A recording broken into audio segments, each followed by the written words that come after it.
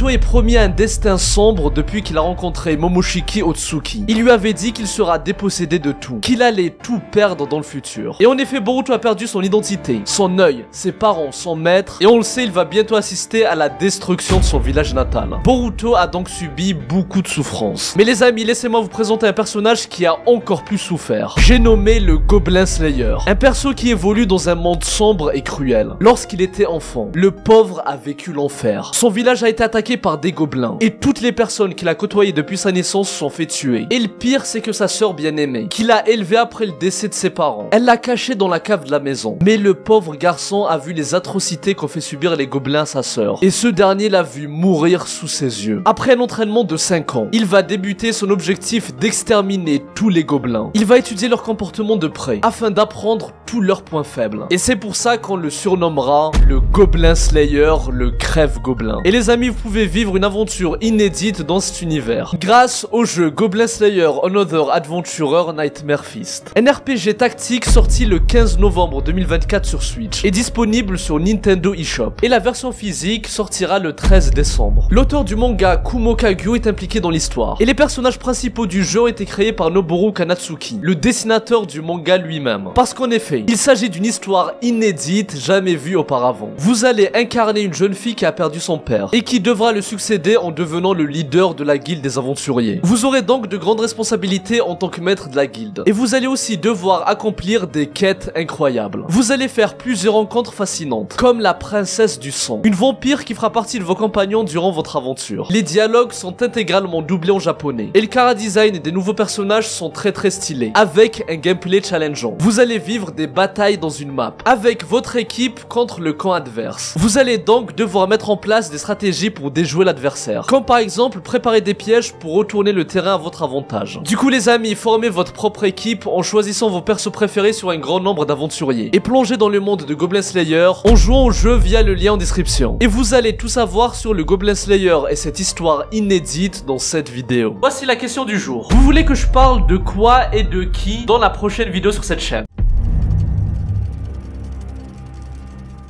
La vengeance du Goblin Slayer et son histoire terrifiante. Et aujourd'hui encore, je suis terrifié. Le tout premier épisode de Goblin Slayer avait énormément buzzé à l'époque de sa sortie, parce qu'on ne s'attendait pas à être plongé dans un univers sombre et choquant. En fait, l'histoire commence avec une prêtresse qui devient une nouvelle aventurière. Elle va rejoindre un groupe d'aventuriers. Et au départ, ils voulaient juste faire une petite quête de tuer des gobelins, qui sont censés être une des créatures les plus faibles. Mais malheureusement, ça ne va pas se passer comme prévu. Ils vont se faire massacrer par des gobelins. 2 d'entre eux vont se faire tuer, et une aventurière va se faire capturer. Il ne restera donc plus que la prêtresse qui pensait que tout était fini. Mais c'est là qu'on assiste à la première apparition de l'homme qu'on appelle le Goblin Slayer. Il va sauver la prêtresse. Il va établir un plan pour tuer plus de 20 gobelins. Même les petits gobelins qui venaient de naître ne feront pas exception. Il est sans aucune pitié. Mais son côté froid est explicable car les gobelins lui ont tout pris par le passé. Imaginez qu'un jour votre foyer soit attaqué par des monstres. Ils massacrent vos amis et votre famille. Imaginez qu'ils s'en prennent à votre sœur. La torture et la tue. Et vous assistez à toute la scène depuis votre cachette en retenant votre souffle. Et les amis, c'est ce qu'a vécu le Goblin Slayer lorsqu'il était enfant. Le pauvre s'est caché pour survivre. Mais il a vu de ses propres yeux sa sœur bien-aimée se faire tuer par des gobelins. Cet événement l'a traumatisé. Mais ça a créé en lui une colère et une haine envers ces monstres. Il veut maintenant assouvir sa vengeance. Vous les traquez, les débusquez, les affronter et les tuer encore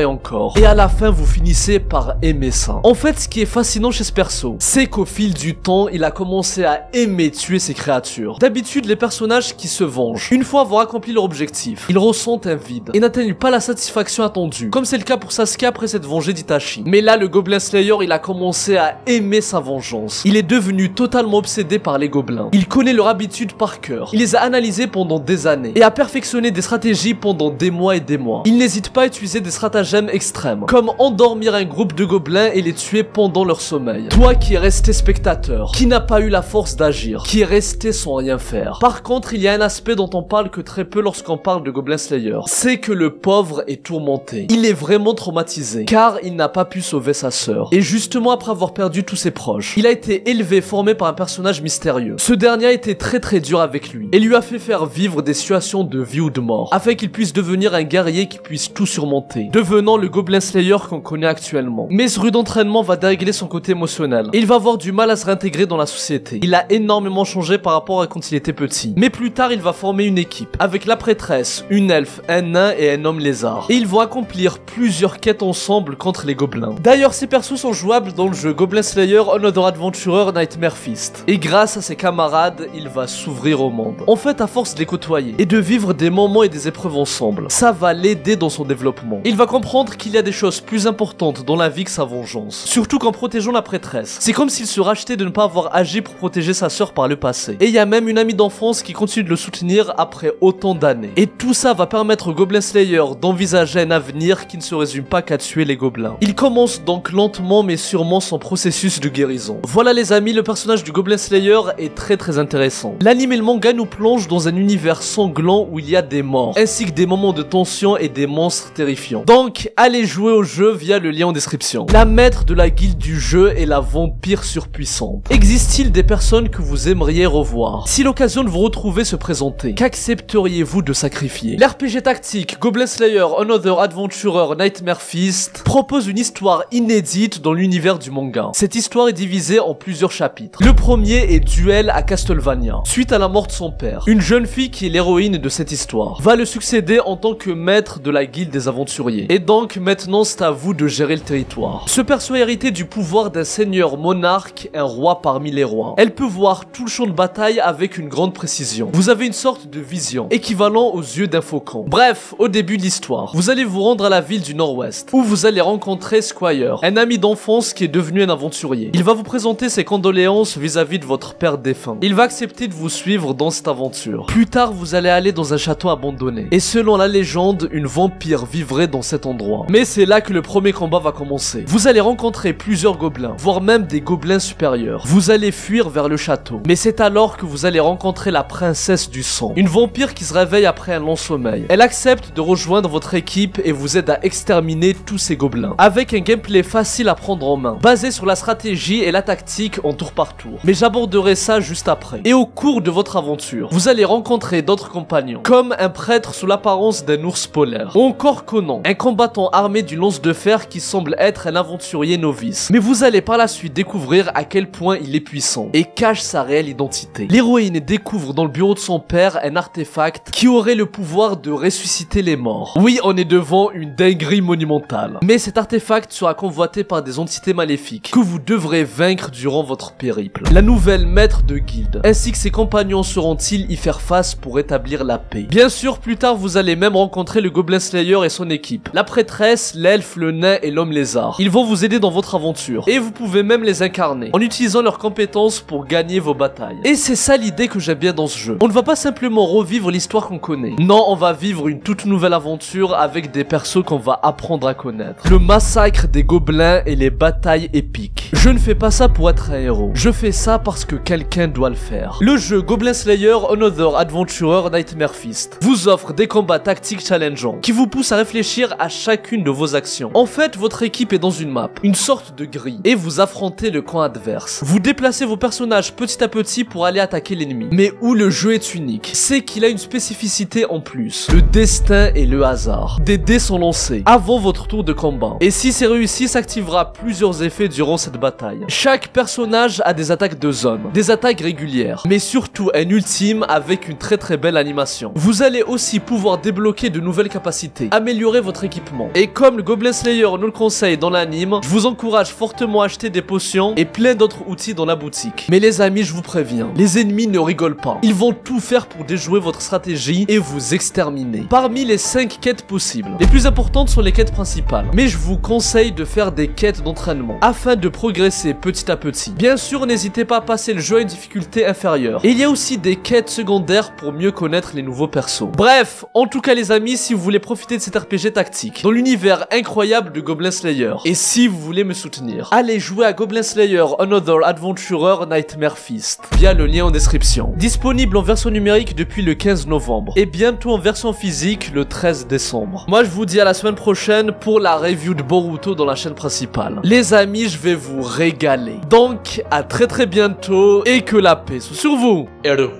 Psy, Konkuro.